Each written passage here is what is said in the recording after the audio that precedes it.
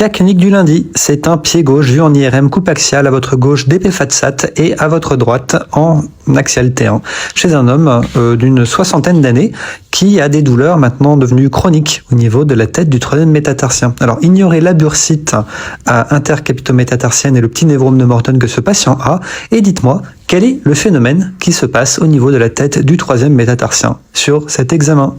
Allez, à vos commentaires. Et puis ensuite...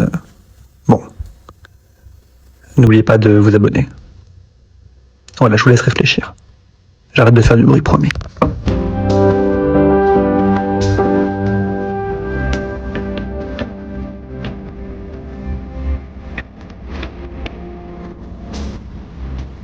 Easter egg pour ceux qui sont arrivés jusqu'au bout. Non, ce n'est pas une maladie de Freiberg. Si vous pensez que c'est une maladie de Freiberg, alors c'est pas ça.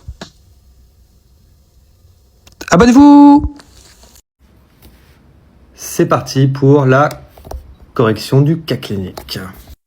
Ça n'a pas loupé. J'ai dit que c'était pas une maladie de Freiberg dans la vidéo où je posais la question et tout le monde m'a répondu que c'était une maladie de Freiberg ou deuxième maladie de Koller. C'est bien de faire preuve d'esprit critique et de remettre en question ce que vous disent les gens qui prétendent vous faire de l'enseignement. Je vous applaudis pour ça.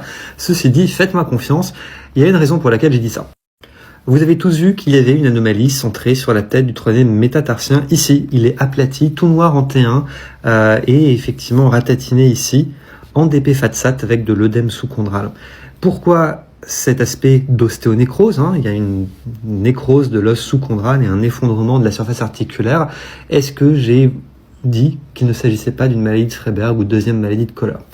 Vous allez me dire, c'est peut-être de la sémantique, mais en fait, la description initiale de cette maladie, se retrouvait essentiellement pour le deuxième ou troisième métatarsien chez des jeunes danseuses. Et particularité en fait qu'il y avait dans cette situation, c'est que ça arrivait sur un os immature, sur un os qui a encore une partie cartilagineuse et qui n'a pas terminé son ossification secondaire.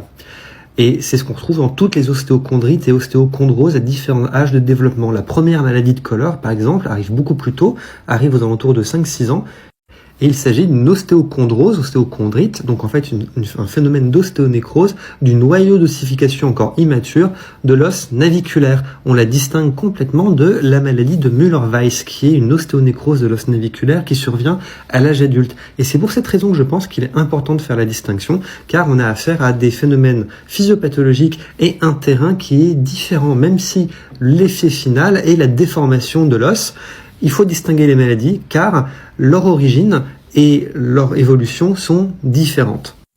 Voilà l'exemple d'une maladie de Freiberg, ou plutôt une séquelle de maladie de Freiberg, parce que là c'est sur un os adulte, mais c'est la séquelle d'une maladie de Freiberg survenue pendant l'adolescence où on constate l'aspect aplati, élargi et sclérotique de la tête du deuxième métatarsien. Vous allez me dire, on s'en fout, ça reste une ostéonécrose, donc la maladie de Freiberg et l'ostéonécrose, c'est pareil. Eh bien non, pas exactement. Là, par exemple, vous avez une maladie de Lex-Peters-Calvé. C'est une séquelle, en fait, d'ostéochondrite de hanche, qui est le même phénomène que la maladie de Freiberg. Et vous voyez, ça a donné à l'âge adulte une hanche aplatie, déformée, qu'on appelle une coxa plana / coxa magna, en fonction de la forme que ça a donné.